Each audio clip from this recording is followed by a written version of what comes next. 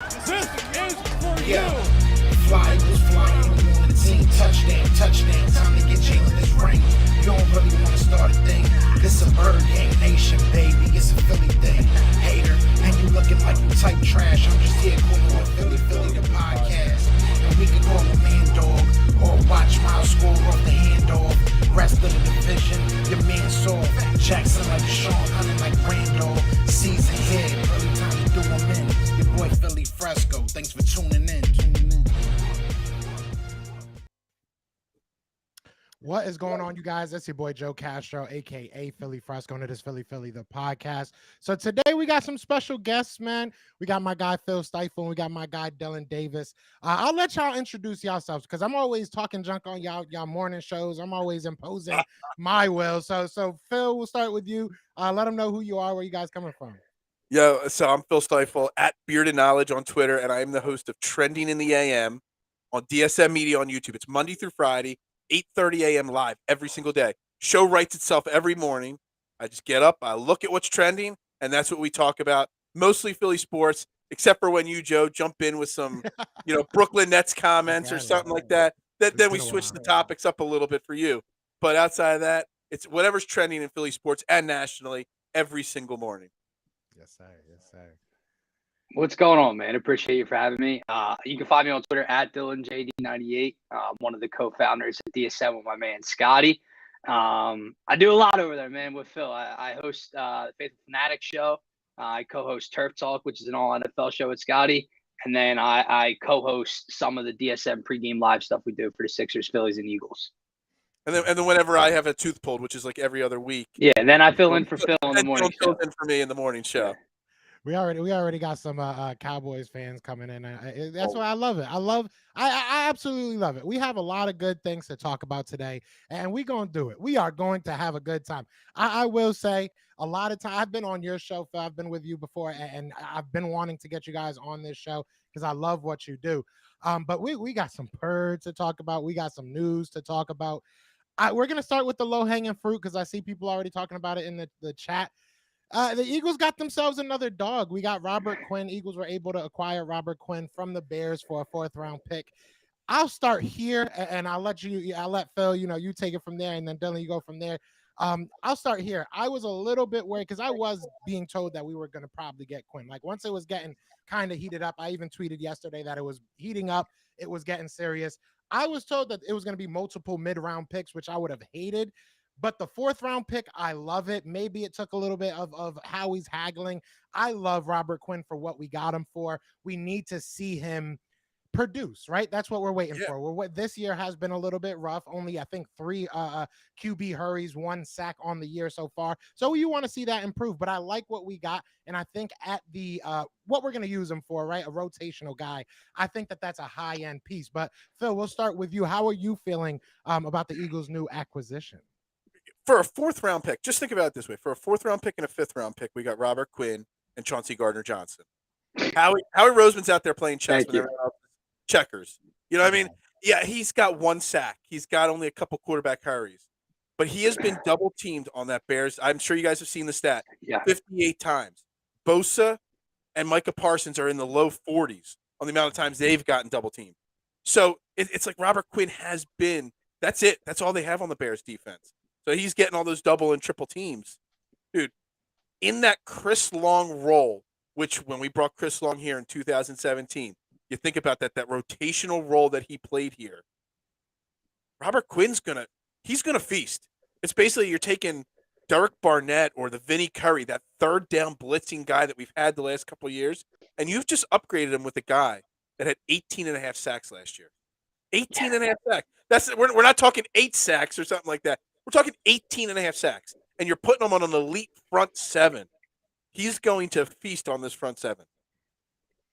Yeah, just to pivot off of what Phil said, having a guy with that motor, not only on 3rd downs, but later on in the game, just to plug and play within this rotation. Now, obviously, we have to see how the rotation works out and how he fits into the scheme and all, but he's probably a guy you want in the game a little bit more than the Chris Long role itself back in 2017, 2018, because he's probably got a little more left in the tank. He's under contract for 3 more years, I believe. But teams just need to stop picking up the phone when Howard Roseman calls, man. Like, I don't know how many times we have to see this movie before people pick up on the ending and the plot twist. Like, he's going to walk away. He gets him for a fourth rounder. And they retain almost all of his salary this year for the remainder of the season. The Birds are on the hook for almost none of it for the rest of this year. So Howie stole him from Chicago. I know people are harping on the one sack this year. I see the comments. There's a reason we let him go. All right, that's fair. The Bears are buns, so that's probably why you let him go. But I love it. I will say on the contract that the Bears taking most of his contract from this year. It will concern me that we will be paying a 33-year-old guy $14 million next year, $13 million the year after that. He's under contract for 2 more years. But do you guys trust Howie? Howie Roseman, have faith in Howie Roseman. Anybody that wants to look at the negative there, there's little doubt that he'll be able to renegotiate that or figure it out. I got Spot Track up here, and I don't know if you trust him 110%, but there's no dead cap hit the next 2 years if you cut Robert Quinn listed on their site as of this moment. Now, I'm not 100% sure. I trust what they put up there, but there's 0 dead cap hit listed right now under that. Yeah, look, I'm a pessimist. I'm gonna be 100% honest. My audience, they love to call me a Hurts hater because I was critical of his maturation, and I know Phil, you were right there with me. So you know what I'm saying?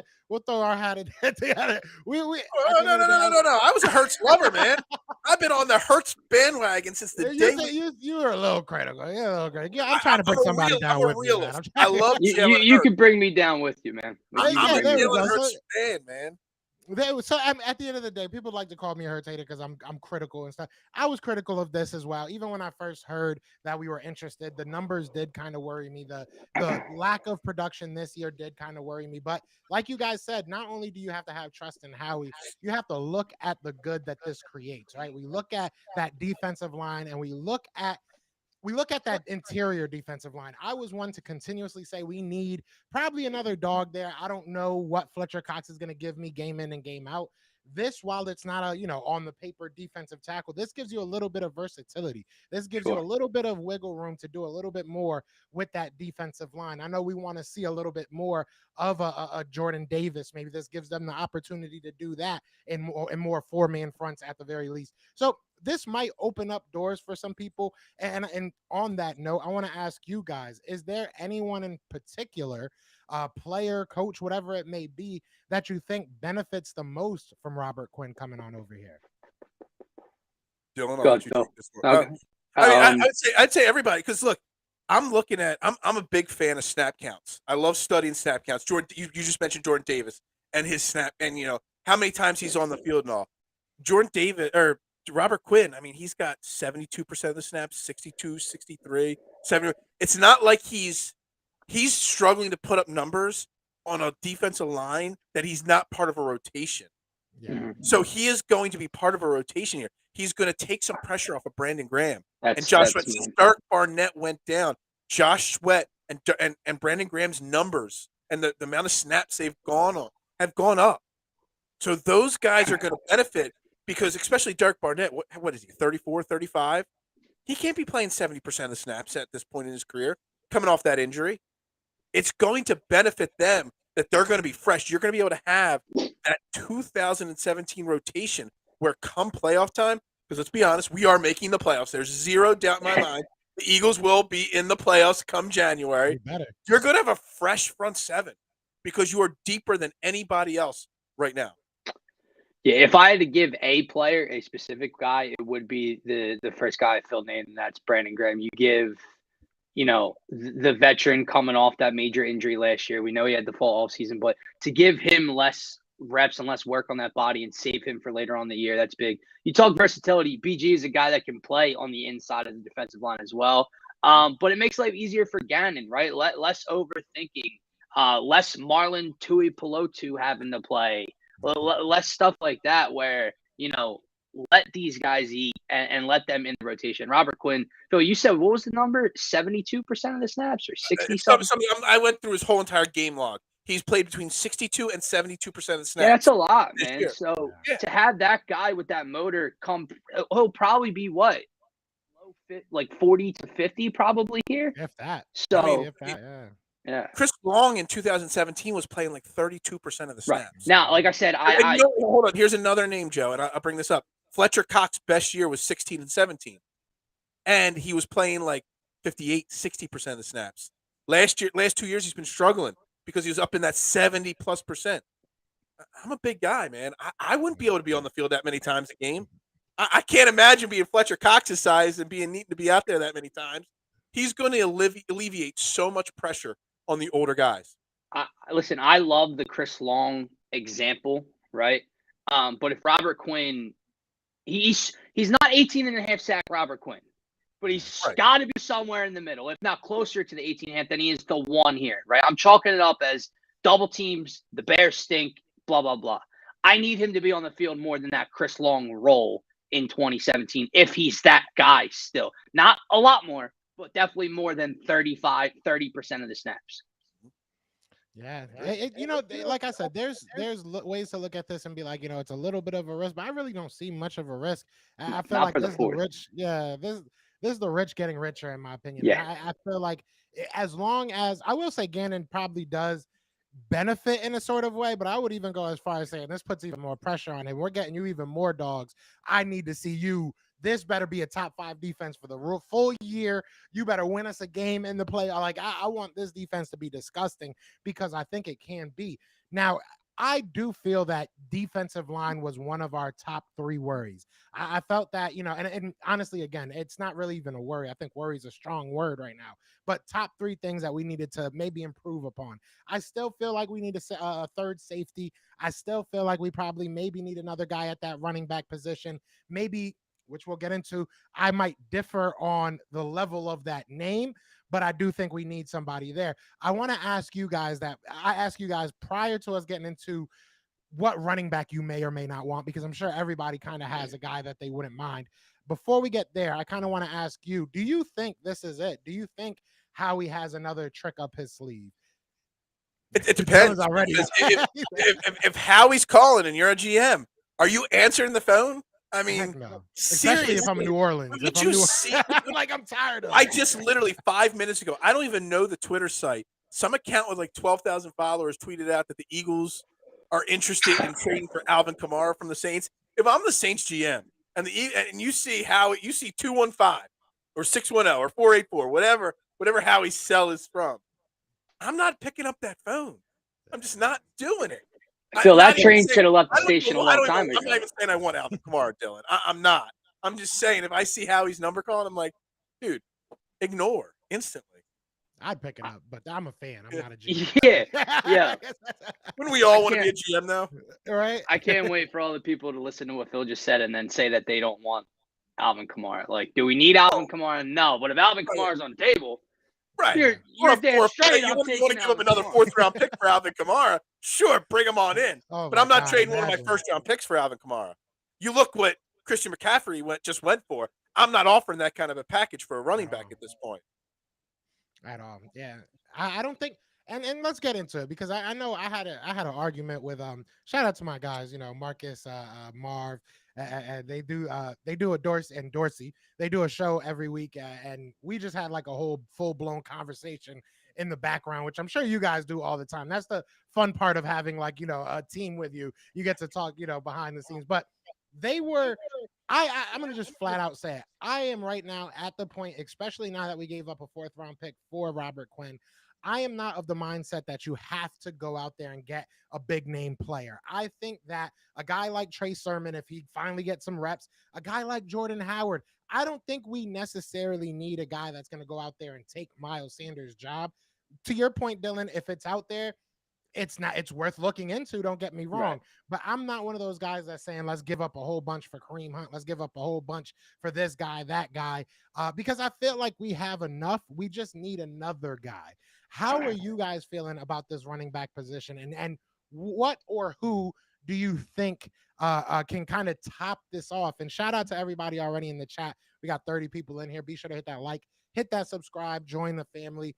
I'm going to drop the link to DSM Media. Definitely go over there. Show mad love, man. They're family, so definitely go show love. But we'll start with Dylan. We'll switch it up now. Dylan, you give me your answer first, and then we'll go to Phil. I mean, you got to look at the basic name, and it's one you already said, and it's only because there's so much noise and smoke around, and that is Kareem Hunt. Now, depending on what the price is, there was a tweet that was sent out earlier that he could be shipped for a fourth now. I feel like Howie could haggle for a fifth at this point for Kareem Hunt, which Kareem Hunt to me is perfect with Miles Sanders because he's a little bit different, change of pace. He's a bigger back, and he can also catch the ball out of the backfield, right? But I don't know if these guys are available, but I'd be looking towards Miami. Like Raheem Mostert's come back healthy. Chase Edmonds had the job there. He's there. I know preseason they had there were 5 running backs that could start for different teams on there. So I'd give Miami a call and see what Chase Edmonds or Raheem Mostert would cost at this point. Probably couldn't be a lot, but one of those guys. I don't view it as a huge need. I just view it as a semi-worry with the lack of production you've seen from Boston Scott and Kenneth Gainwell. If Miles Sanders catches that injury bug again, what's the game plan moving forward? Yeah, so I'm in the mindset that we don't need a running back really, unless what Dylan says, unless Miles Sanders is going to get hurt. Boston Scott has been non-existent in this backfield this year, but he's been banged up. He's slowly getting healthy. I see someone asking about Kamara's legal issues. The legal issues aren't behind him. They're just pushed off. They're not even going to be addressed next season by the U.S. legal system until next season, let alone the NFL. So that's not an issue. So now with all the trades we've made and all the wheeling dealing Howie has done, we have 6 picks this year, 2 firsts. We have 6 or 7 next year, 2 seconds. I am not touching a first, second, third, or even 4th round pick for a running back. No. You look at James Robinson just got traded to the Jets for a 6th round pick. I'm actually pissed off right there because I would have, if Howie would have called and offered a 5th, that right there, James Robinson would have been great. Kareem Hunt's unhappy in Cleveland because he's not the focal point. Here, he's not going to be the focal point either. So he's just going to be he's just going to be just as disgruntled here. Last week, Kareem Hunt didn't touch the ball 10 times. I'm sure they also have Nick Chubb. Exactly, but well, I'm not trying to say Miles Sanders is Nick Chubb. You better not. What I'm saying is Miles Sanders is having probably his best year as a pro so far. Yeah. So, what's Kareem Hunt's role really going to be here? I need a running back that could be the 4th running back that could slide into the first spot for 2 weeks when Miles Sanders has a hamstring strain or a catcher. I don't need a guy that's complimenting him. Boston Scott and Kenneth Gainwell can compliment him. We need a guy that could slide into that number 1 spot for 2 weeks and know his role. And Kareem Hunt's not that guy. James Robinson would have been that guy, though. We definitely would have been. I was very, for very a 6th round pick. I was so mad. James Robinson is so good. I live in Tampa, as you guys know, but I lived in Jacksonville for a long time, and I have a lot of friends that are Jacksonville Jaguars fans, and I loved what James Robinson. I mean, he was undrafted. He was just that. He was 7th. I think he was undrafted. I'm pretty sure. But either way, he was just like that story. It was like you love the kid, and then you go out there and get Etienne just because he's your quarterback's homie. And I don't know. I think I like James Robinson better, but that's a whole story for a whole nother time. Kareem Hunt, we talk about his fit as far as how the scheme goes, as far as how the offense goes, and for lack of better terms, he's going to take the food out of somebody's mouth. Who is that going to be? And then not only that, you're ending this year now with 2 running backs that are on 1-year deals that you're not going to have at the end of the year. One of them are going to be upset because the other one, took over. I don't think that it's going to be like, oh, this was a lot of fun because, to Phil's point, that's what Kareem Hunt's going through right now. Doesn't seem the happiest about it. My concern with anybody we bring in here, which I think that they addressed very, very well with Robert Quinn. If you guys saw that video of one of his teammates crying because he left. Yeah. We need character guys. The Philadelphia Eagles are a team that right now is built very well through their character, very well. That locker room is meshing almost perfectly. We had Chris McPherson on here the other day, and I kind of asked him like, what were we bringing? What was CGJ bringing to us? Right, Chauncey Gardner-Johnson. What was he bringing to us? And he made it a point to actually flip it and say, well, we're helping him become a professional, helping him shed that kind of old, moniker of, we all saw the videos of him getting punched and, him getting into people's head. He's trying to get rid of that moniker. we don't have, in my opinion, you had a strong enough leadership core in the secondary to do something like that. You have a strong enough, even though Robert Quinn is not somebody you got to worry about, you have a strong enough, leadership core at that defensive line position and defense overall to do that. Do we have that at the running back position? I feel like bringing in a guy No. that is going to battle, I don't think that it's going to really help us, and that's what really concerns me. I don't want to mess up what we got going on as far as like the chemistry goes. You know what I'm saying? Yeah. Because I think people sleep on that. We need depth on this team, not Yeah. people that are going to battle. That's the key right there. Oh, I see a lot of people talking about the J.H. Find the next J.H. in the comments, and I understand the point. But to your point, Castro, it's like LeGarrette Blount was open to just being a part of the rotation. J.J. came here, fit in the rotation. Corey Clement, obviously the rookie or whatever second year, I think he was a rookie that year. Fit, and they were happy to be a rotation. To your point, Miles Sanders is on a contract here. You think Miles Sanders wants, like you said, food taken out of his mouth, less snaps, less reps, less carries, less work to get his name and tape out there for people? But if he doesn't come back to Philadelphia, no. I'm just looking at the Eagles as a whole, and I'm saying contingency plan. Guys, we got, 7-8 days till the deadline? So unless you're cool with rolling with Scott and Gainwell or a Trey Sermon or picking Jordan Howard up for the umpteenth time or a guy like that you have a week to figure that plan out is what I'm saying. All I'm saying is, and what everybody, Joe, Dylan, you're saying, and the comments are saying, we need Cam Akers. I know Cam Akers' numbers look terrible this year, but he's a guy that needs to fix his reputation. He doesn't mind being the fourth guy. LA just doesn't run the ball. Yeah, they're so focused on Matthew Stafford and Cooper Kupp and that even the short passing game there in LA. That Cam Akers, he's another guy that's going to be a free agent, but he's a guy that'll come, be that third or fourth guy. And then if Miles Sanders goes down, he has the ability to be a lead guy for 2 weeks. And you can burn him, know he's going to, do his best to earn that big contract next year, and then be okay being complimentary down the stretch. You could get Cam Akers for a 7th-round pick right now. I guarantee it. I would do that. I'll go pick him up. If No lie. If he is not traded by the deadline, if Richie MC is right, it's November 1st at 4 p.m. If he's not traded by 4 p.m., he will be cut at 4:30 on November 1st. I guarantee it. So if you want him, go give a 7th-round pick from him. He is going to get cut from the LA Rams. And I think that's going to happen. We've already seen a couple, I won't say big names, but big enough that it was interesting. We've already seen names cut from teams. So it is going to happen. There's going to be some surprise cuts. There's going to be some surprise trades. I mean, Robert Quinn, we all knew that, he was probably on the block. We knew that CMC for years now, it felt like, especially now that they were so bad, he was on the block. But there's going to be some names that were like, I didn't realize that they were so ready to get rid of them. One guy being, which kind of brings me into my next point, which I love that this is what happens when you have guys that are used to running their own show, know what they're doing. You're just bringing me right into my next point. Another guy that's getting a lot talked about for the Eagles is Andre Dillard. Now, this has been a conversation for the Eagles fan base for a while. I don't know how much of a conversation it's been for Howie and people, but I know we've been talking about it as fans. There is, rumors that there's interest for the right price, whatever that may be. How willing are you to give up our backup left tackle, right? Andre Dillard, our former 1st-round pick. How willing are you to give him up, 1? And 2, what would it necessarily take, maybe draft asset-wise or play-it-wise? You can go for this, Dylan. I'm not an Andre Dillard guy. I know Phil. That's why I pointed to you. He said I know Phil is all about the depth, and I hear you, and so am I. But let's face it, Andre Dillard was not healthy when Jordan Mailata just had to already miss a game, and I'm pretty sure the Philadelphia Eagles did just fine with the depth and the plug and play under Jeff Stoutland.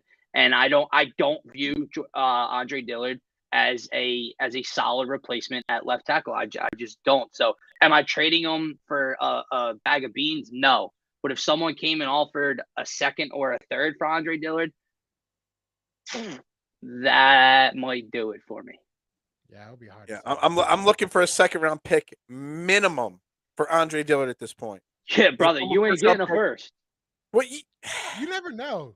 you never No, know. You really never There are know. desperate. Dude, do you look around the NFL and see how some of these big name quarterbacks? Doesn't Justin Herbert have like broken ribs because he's got a bad offensive line? Joe Burrow can't stay up off his back right now. There are a lot of teams. The only way, and I said it before the season, the only way I was trading Andre Dillard was if it was for Jesse Bates. Now, safety's an issue still in my mind in the depth department. We got Chauncey Gardner-Johnson much cheaper. That's fine. It's working out. But I don't agree with the comment there that says Jack Driscoll, people want him more than Andre Dillard. Andre Dillard showed something last year when he came finally off the bench healthy. He's had time to work with Jeff Stoutland. You all remember that year, 2 years ago. We had like 14 different starting offensive line configurations in 13 games. Oh, I know. You need offensive line depth. You win in the trenches in the NFL. That is how you And win. I'm telling you, they're good already in the trenches with the I'm depth. telling you, they're not. Those games without Jordan Mailata, Jalen Hurts got pressured a lot. Yeah. His And legs I'll say kept this as him off well. the ground. I know that I was more on Dylan's side when it came to the Hurts criticism, so I had you back there. Right now, I got to be a little bit more on Phil's side. I feel left tackle is it's probably top two, top it's one of the three biggest, most important positions. And the Eagles have shown a propensity to unfortunately get hurt there. So, one, I do believe that he's a lot better than people give him credit for. I do. Yeah, that's do where we think that differ. he's a I lot don't. better.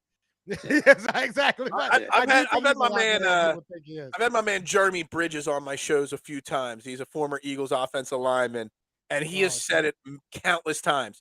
What you see on tape when his rookie year from Andre Dillard to what he's actually capable of, night and day. The technique is there. Maybe he just got overdrafted. You know, maybe he shouldn't have been drafted in the first round.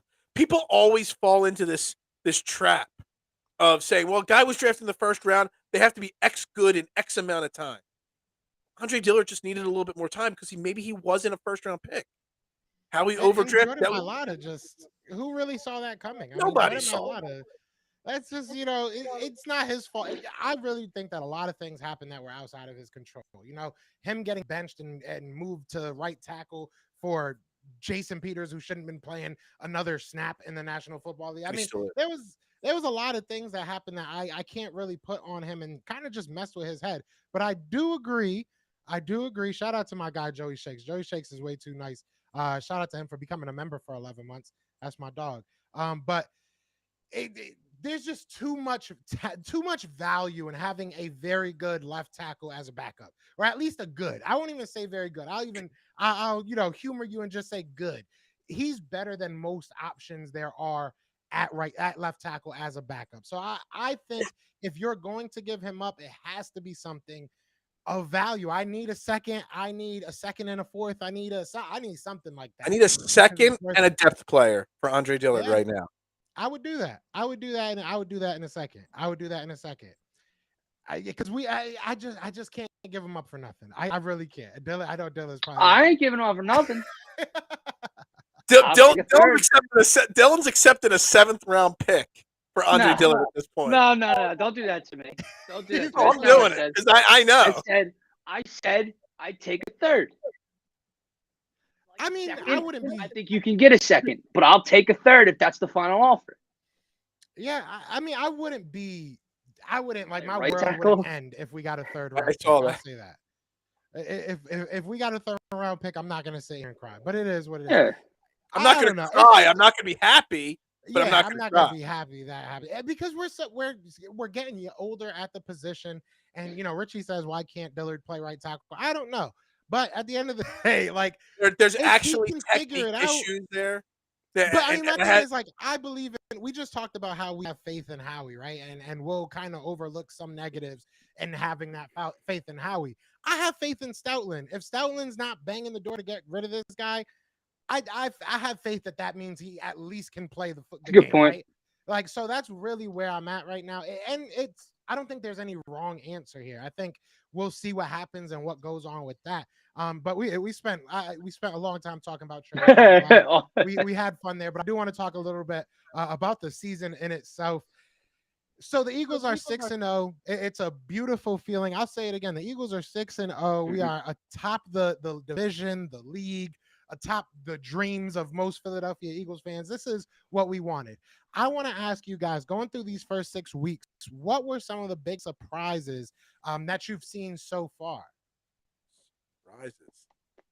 Dylan, go for it. I mean, it's QB1. It is, man. Like, if anyone tells you otherwise, if they told you you expected MVP type of performances out of Jalen Hurts, I don't know what they watched. You're hopeful that's what you were going to get, but you didn't see anything in the past to tell you were going to get that. He's gone above and beyond all of my question marks, and he doesn't just answer question marks each week. He exceeds and excels my expectations, and week in and week out, whether it's the reads, whether it's standing in the pocket, whether it's the long ball, whether, whatever the case may be, changing things pre-snap recently, he's improved in every aspect. And it feels like he is, no doubt about it, QB of this franchise going forward. There is no question mark left to be answered about him. So to have that answered 7 weeks in, I'd say that's a pretty big surprise for me, because I thought it was going to be a year-long situation. Yeah, I'll disagree with that, because I was a fan of Jalen Hurts. I said the intangibles off the field and in the offseason, he was going to be better this year, no matter what. Now, did I expect better? Sure. Yeah. Did I expect to be MVP caliber? Well, I did say he was going to be a top 3 fantasy quarterback this year. Fantasy's different, but whatever. I'm going to say my biggest surprise, just to be different than Dylan, I'm going to say the guy I thought should have been fired week 3 of last year, and that's Jonathan Gannon. You gave him some talent, and all of a sudden this defense, while there's holes at backup positions, Robert, I mean, we just solved the backup defensive end position. Maybe Howie goes out and gets somebody to upgrade Kayvon Wallace, at the backup safety position. But for the most part, this defense is night and day compared to last year. You give Jonathan Gannon, like I said it all off season. I said, what are these other organizations seeing in Jonathan Gannon? They're interviewing him for their head coaching position. I'm like, we didn't see it. He was the 17th ranked defense overall last year, I think. And now we're seeing it, that you give the guy a little bit of talent, and all of a sudden this defense, I mean, it's one of the best defenses in football right now. Across the board, defensive takeaways. Yeah, I was going to say. Everything. Jonathan Gannon massively impressed me this year so far. I was going to say another surprise to piggyback off Phil, the turnover differential week in and week out. And how many turnovers, especially from the Eagles being team number 1 to what the next highest, defense is in terms of creating turnovers, is astounding. Like I never pictured, especially you go back to last year, they were like 30th in turnovers created. So that's been unbelievable. And it's been a big part why they're winning all these ball games too. Dude, Joe, can I just ask you a question or a comment? I could tell by reading the comments that are popping up on the side of my screen which one of your followers are Eagles fans and which ones are not Eagles fans. I love watching. That's why I'm laughing. Dude, I love it, so man. Funny. I love it. Dude, still have some season left. I know. There's definitely some season left. Yes, and I know the Sixers are losing. If you see me look over here, it's because I got the Sixers game on this secondary screen over here right now. Oh, they're losing by 10? Dude, it was 15 a few moments ago, so. Yeah, I love the audience, because they come with the same smoke every single day. Like, I'm telling you, they do not care. They don't care how it sounds. They're gonna come in here and talk that junk. Wait till like Dom comes in here. He's just gonna start cussing everybody out, because that's what he does. But no, it is what it is. I agree with you guys, especially with Jonathan Gannon. Jonathan Gannon, I wanted him. I wanted his head on the plate. I wanted Tracy Rocker's head on the plate, because I was so tired of seeing my defensive line that I've seen for years and years, decades, it feels like, be dominant. And then you come here and give me a bottom 3 performance. Like, yeah, I was pissed off. So this year, going into this year, that was one of the main things I wanted to see improved. I'm happy that I seen it improve. I still got questions about Jonathan Gannon. I'm going to be 100% honest, but he's definitely made a total 180. I won't sit here and act like he hasn't. So I'll definitely give you guys that. I can't. Jalen Hurts has surprised me as well. I'm going to sit here, and people are going to call me a hater for this. It is what it is. There's still parts of Jalen Hurts' game that needs to improve. I mean, as a passer, he's still not the best passer in the world. There's still, but to me, saying that doesn't mean, oh, he sucks. To me, saying that is very scary. Like, you're telling me that this guy that we're talking about is on an MVP level right now, numbers wise, right? Can I'm get not a sitting lot here talking, better. and he can get a lot better. Like, that's scary. I want to say that to a lot of Eagles fans. I think we need to pull away from this, like, oh, whenever people say something negative about our quarterback, that it's hate, that it's, oh, you don't know what you're talking about. Love it. This guy can get better. And that's scary. Whenever somebody's telling you, oh, well, he has to get better at this. Well, he's gotten better at other things. So I think we keep talking about having faith. I have faith that he's going to continue to work at what he needs to work at. And I'm cool with that. So I'm not going to, sit here and nitpick. I've been watching the films and stuff, and I do my best to not nitpick it anymore. Because at the end of the day, if you're going to get the job done, get the job done. And Drew says, oh, hating ass Joe. That's what I do. That's what I do. I'm just honest. It is what it is. But, Joe, I say that all the time. Hate, it's criticizing is not hate. It's just critiquing what we see to hope that it gets better. I'm the biggest Jalen Hurts supporter there is out there. But yet I know he can get better. Exactly. I know he can get 100 times better, which is, like you said, super scary. And it's 17 games. Like they say, a lot of season left. And that means there's a lot of season for him to improve. That's like everything they can say, we can flip it on them. Because we're undefeated. You know what I'm saying? A lot of people can say whatever they want, but they're not undefeated. So it is what it is. We're finding ways to win. May it be a little ugly. Is there holes in the game? Is there things that we need to improve upon? Of course. But guess what? We're going to do that. We're going to do that. We got 11 more games to do that. Shout out to everybody in the chat. We got 40 people in here. Be sure to hit that like, hit that subscribe, join the family. The pinned comment in the chat is going to be DSM Media's YouTube page. Definitely go over there. Definitely go show love. Wake up a little bit earlier. I'm trying to, you know what I'm saying? One day after Eagles season's over, I will get you to come on to talk Nets versus Sixers. Don't they play like hopefully we're November? Good. Hopefully late November, we play the Nets. I'll get you on the morning show to break down Sixers versus Nets. Just make sure I get my coffee prior because I will be. I love this. Like, normally, I have to have coffee in the morning for my show. I'm allowed to have a little adult beverage for the night show. This is different. There you go. Ain't nothing wrong with that. Ain't nothing wrong with that. Yeah, I do like. So Friday, I have a show in the morning. With Fran Duffy. So there you go. Everybody knows now. Huge but he's like only really free during the morning. So that's gonna be at like 9 in the morning. And when I'm there, I'd be like, what up, Fran? How's it going? I'm like dead. But either way, let's get back to some birds, man. So the Eagles, we talked about all that and everything, the biggest surprises. I want to ask you, because we did kind of go over this, talking about the Quinn trade and the future of this Eagles team. There's about like I'm misquoting this. Don't quote me on this. I'm not 100% of the exact number, but there's like 6 defensive starters that are all on 1-year deals, and on the offense there's a lot as well. Who are some guys? I'm gonna do it 2 ways here. Who are some guys you think are key to re-sign that priority to you guys? Maybe 1 or 2 priority guys that need to be re-signed outside of Hurts. And then on the flip side of that, is there anyone that you're saying these guys need to steer clear of giving him another contract? Dylan, you go for this. So defensively, I know. Defensively, there's so many names that are opened up this offseason that you would love to bring back. CGJ's here. He's gone into this year. James Bradbury, Kazir White, TJ Edwards, Javon Hargrave. You mentioned the Jalen Hurts extension. What are you going to do? I believe Isaac Sayamalo. Personally, I'm cool with Javon Hargrave being re-signed because you're probably going to have to pay him a decent amount. You have Milton Williams. You have Jordan Davis. You can find a much cheaper option to fit into a rotation, which that's what it is. We don't want to spend a lot of money on a guy that's only going to play 30 to 40 snaps per game. But then it becomes really tough, man, because who do you value more, right? Like James Bradbury across from Darius Slay has turned this corner group into maybe the best in the league. So do you want to lose that? But meanwhile, CGJ can be a safety. He can play nickel going forward. Like there's a lot of things you can do with him. TJ Edwards is so youthful and has shown a lot. Kazir White's a playmaker, but you did draft Nakobe Dean. So where does he fit in the future at linebacker? So one of those guys are probably gone. James Bradbury, to me, is probably the biggest name. But I really don't want to lose C.J. Gardner-Johnson either.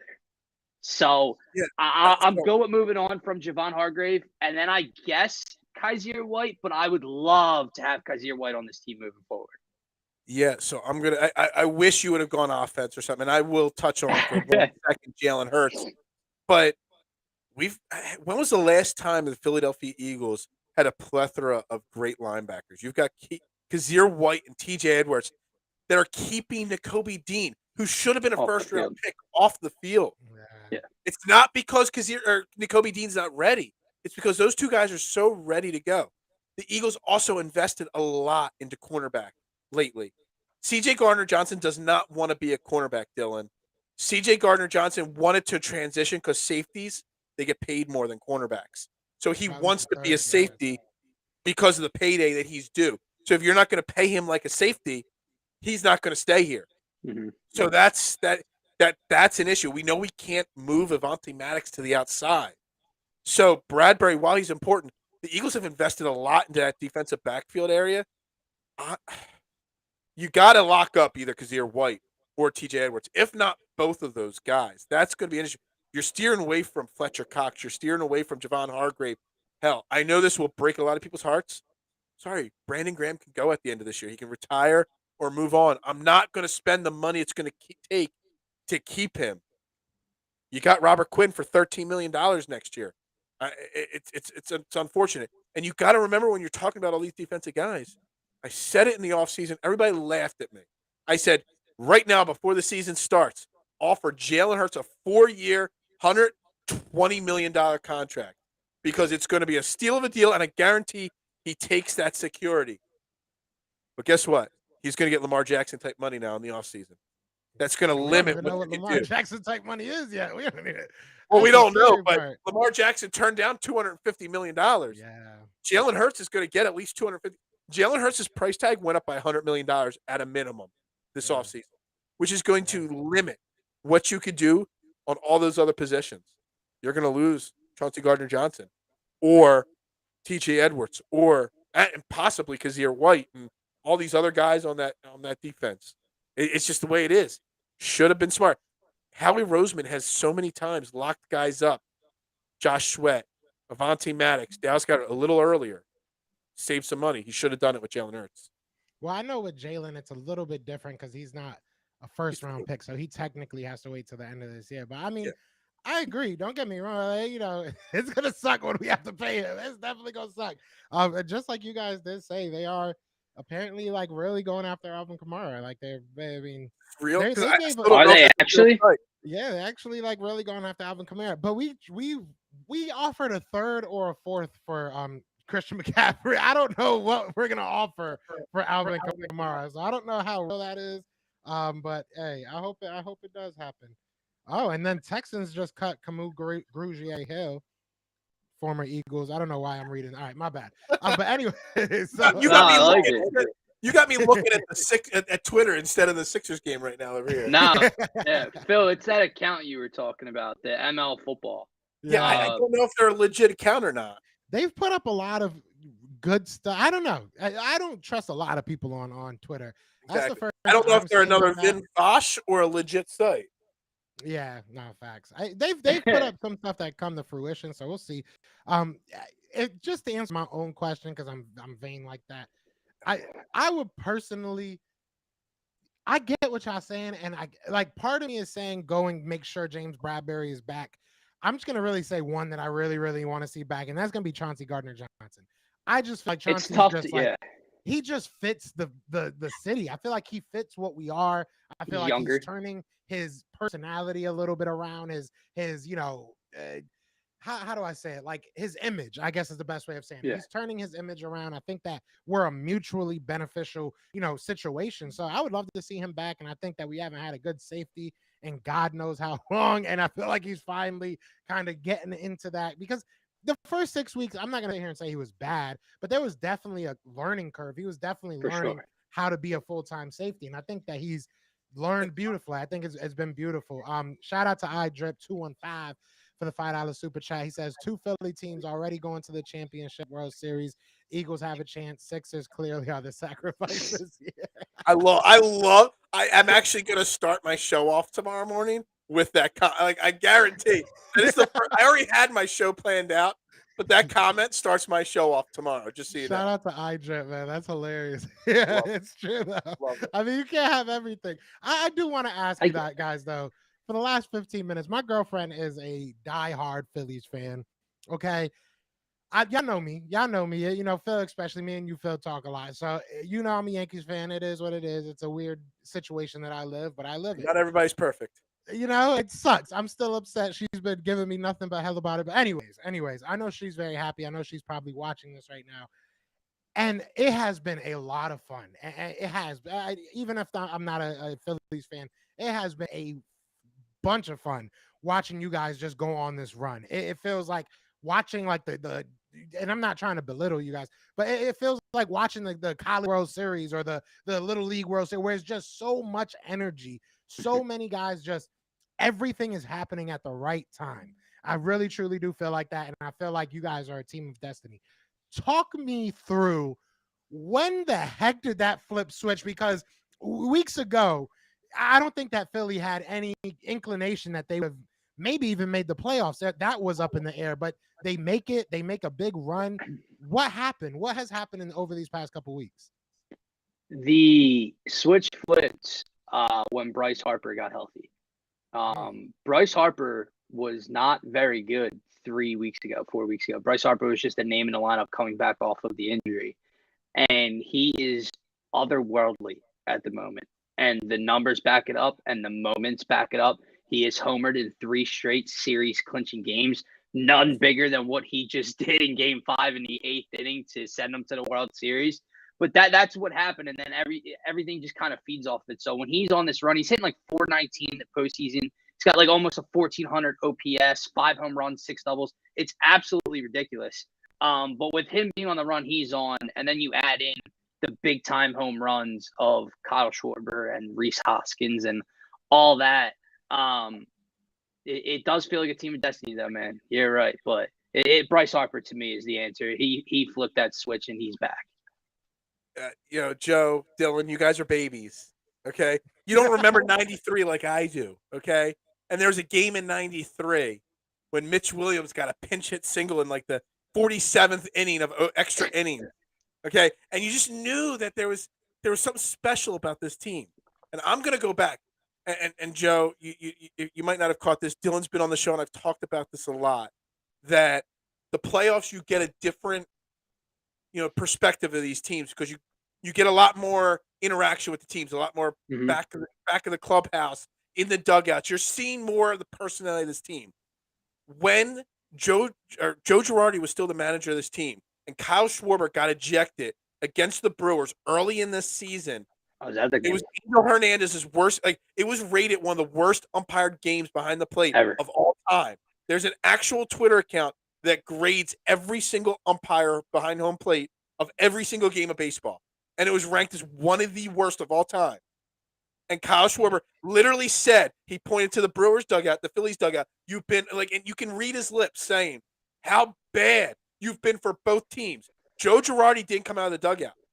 And then literally a few days later, Joe Girardi gets fired. That is when Kyle Schwarber cemented himself as the leader of this team. And Kyle Schwarber has been the leader of this team. We just didn't know it because we're not getting that access. That moment right there is when John Middleton and Dave Dombrowski knew they had to fire Joe Girardi. They didn't do it immediately after, but they knew at that moment, and that's kind of when it all turned a little bit at that moment. Yeah, it's funny because, Joe, you spoke earlier about the tightness of this Eagles locker room and how the camaraderie is there and the chemistry is there. This Phillies team, if not to a greater extent, is like this right now, and it's so fun to watch.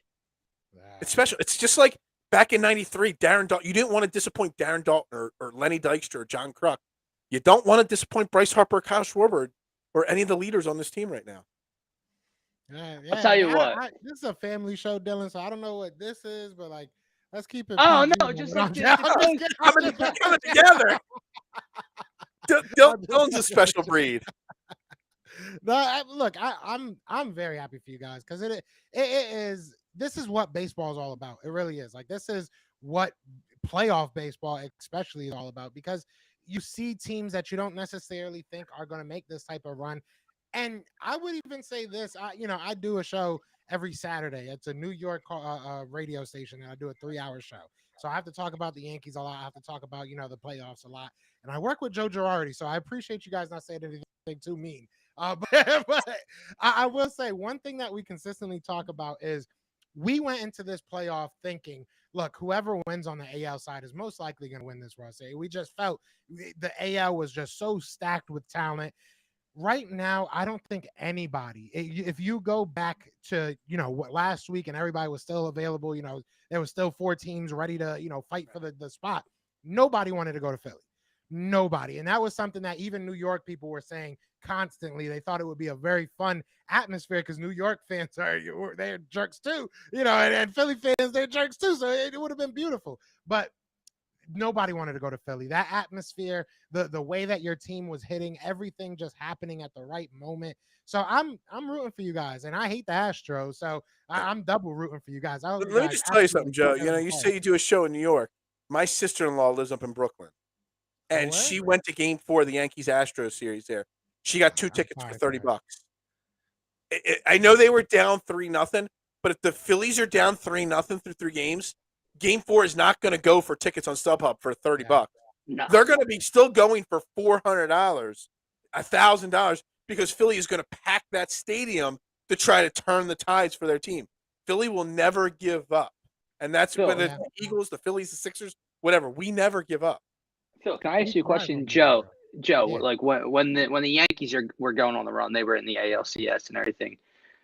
Like, this is so fun, and I was 10 years old the last time they made the World Series, so I remember it vividly. But I don't remember the emotion and the experience like this, right?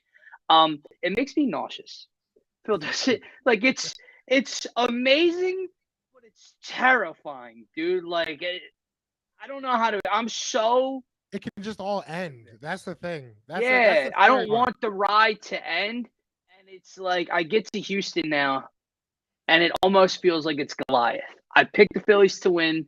I think they have enough to do it, but it's almost like this. It's not David versus Goliath. It just feels like Houston's Goliath, and we'll see. Everybody in this country outside of Texas is rooting for Philly to win this World Series. Everybody. I mean, this is there worse. Might be some people in Houston rooting for you. Absolutely. The Astros literally, I've never felt so much. Never felt this much support for a Philly sports team ever. Because Philly's always the enemy. Everybody hates Philly, and we love it.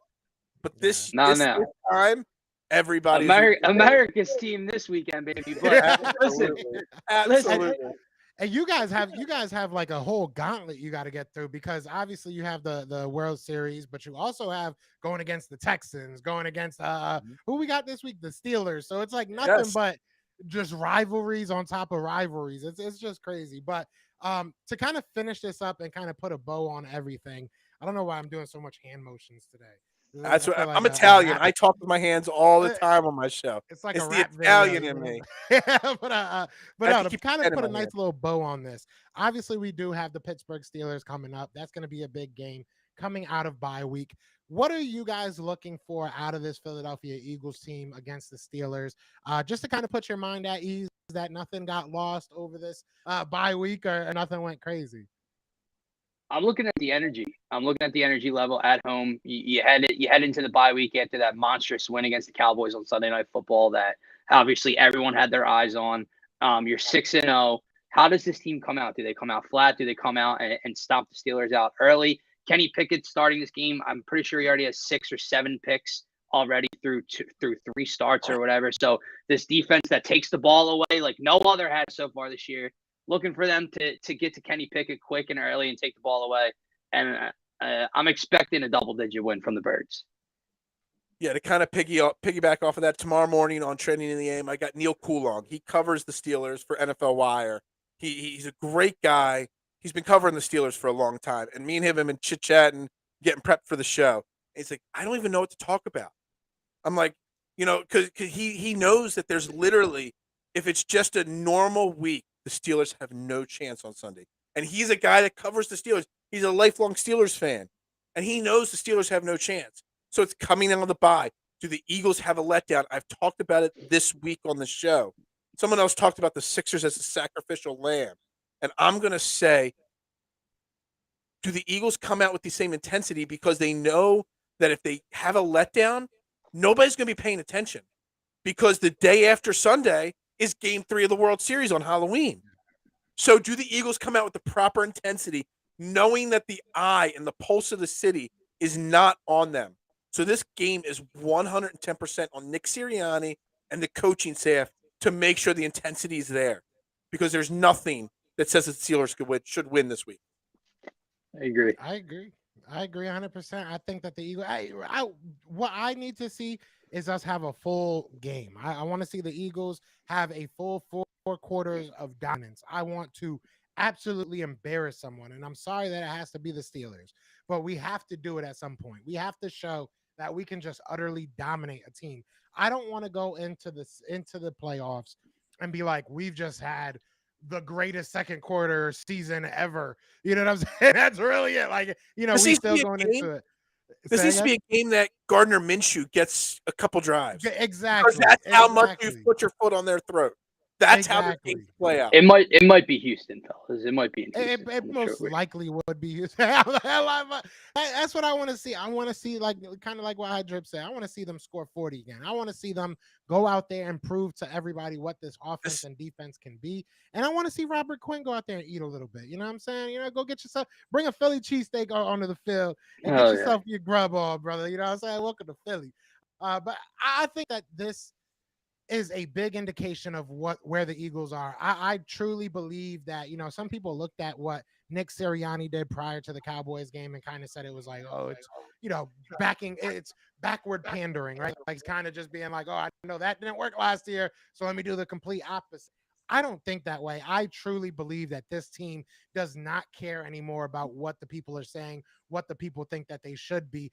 I think they see what their talent is in there. And, I forget who it is that I had on, but this was like, I want to say it was actually Fran Duffy. It was Fran Duffy. And Fran Duffy said that people were on the sideline in 2017. And there was a moment that Chris Long looked at his boy, I think it was Fletcher, and he was like, look, we got a pretty damn good team.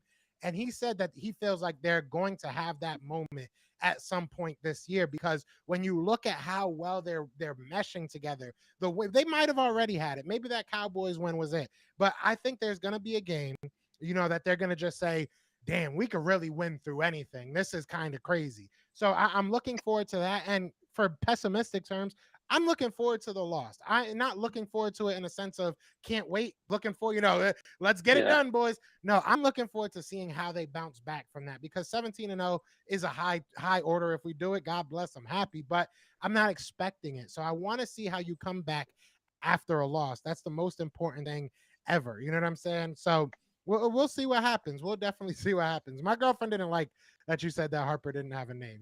I'm just gonna let you know that. I know what you meant, but she just texted me saying Harper always had a name. Harper, because you said Harper was struggling. I think she just misheard it though. Yeah. I said he wasn't very good 3 or 4 weeks ago. Yeah, I mean, she a diehard, man. She wasn't letting it go. How many babies are gonna be named Bryce or Harper in 9 months? That's the question, There's a lot of Utleys out there, Chases out there from, I had it with me. I have like 15 different coffee mugs with Phillies on it. Like, you would swear I'm a Phillies fan. She loves the Phillies. It is what it is. I'm come on over to the good side. I mean, these Yankees pissed me off this year. I'll tell you that much. I'll tell you that much. And like I said, I do that show. It's 3 hours long. So imagine sitting there for 3 hours having to complain about your baseball team and then watching. It was just terrible. But anyways, what wasn't terrible was this show. I had a lot of fun talking to you guys. This was a lot of fun. I'm glad I was able to finally get you on here. Everybody that's watching, be sure to obviously hit that like, hit that subscribe on over here, but hit the pinned comment, and that's going to be DSM Media's YouTube page. Do me a favor, definitely go over there and check them out. You guys know I don't, I don't sign off on anybody that I don't watch or I don't enjoy. So definitely go over there, give them a shot, and give them a subscription. But guys, final words, final thoughts. Let the people know where they can find you, obviously. But yeah, final words on our birds. You like that? Bars right there. Hey, go ahead, Dylan. All I'm going to say is the Birds win the next 2 and Phillies in 5, brother. I'm gonna go a little different. Instead of cheering on my birds, I'm gonna say thank you, Joe, for having us on. And dude, Oh, come Joe on, Castro, man. You can't do that to no, me. I am because Dylan, I didn't Joe think that, Castro's the man right here. This way, I didn't right think here. we were saying our goodbyes yet. I thought it was a I'm little, just gonna say, rah-rah. I don't care. Joe has been awesome to me.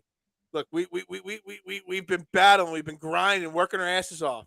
And Joe's always there, a voice of positivity to me in the private DMs. Me and him chit-chatting all the time, giving me advice. Joe, you are the real deal. You are the man, my man. Because you've given me, just a little boost of energy to make sure we keep grinding that morning show. Doing live morning shows, knowing you're going up against a big juggernaut. I'm not going to name their names, but you all know that Dan guy is on their network. I go up against them and their network every single morning. And Joe, you keep telling me to grind every single day. So I love you, Joe. I appreciate you having me on tonight. I appreciate the kind words. Did that. Dylan, you could have said something so nice, and I'm just messing with you. No, I thought we were giving a little Philly rah-rah, not a joke. Eagles win. I don't know. You're gonna have to wait. I can't even say nothing because it's like Nick Sirianni Panthers over here now. If I say something nice, I can't predict the Eagles or the Phillies till Friday morning. That's what I do on my show on Friday morning. You got to come watch Trending in the AM at 8:30 if you want my prediction. That's all I'm gonna say. No, I do. I enjoy what you guys do. I enjoy the work that you guys put in, man. I try to catch all y'all shows, so I appreciate you guys taking the time to come on here, man. And I'm sure we the appreciate audience you. enjoyed it. Yeah, everybody seems like they're enjoying it. So definitely, if you guys, like I said, if you guys don't know who DSM Media is, definitely go over there and show them some love because they are putting in God's work, man. If you're talking about the Eagles, it ain't easy all the time. We ain't 6-0 every year. So, it definitely is hard work. So I definitely appreciate y'all. But other than that, we are about to end it up, man. But y'all know what it is. Y'all know how I like to end this. I like to say fly, Eagles, fly. Oh, actually, no, I'm sorry. I do have some things I want to tell you guys before I do. Tomorrow, we are having the host of Locked On Steelers podcast at 5:30. Friday at 9 in the morning, we're having Fran Duffy. So definitely tune in for those. But other than that, fly, Eagles, fly. And we out here. Fly, Eagles, fly. Eagles fans everywhere. This is for you. Fly, Eagles, fly. You on the team. Touchdown. Time to get Jalen this ring. You don't really want to start a thing. This a bird gang nation, baby. It's a Philly thing.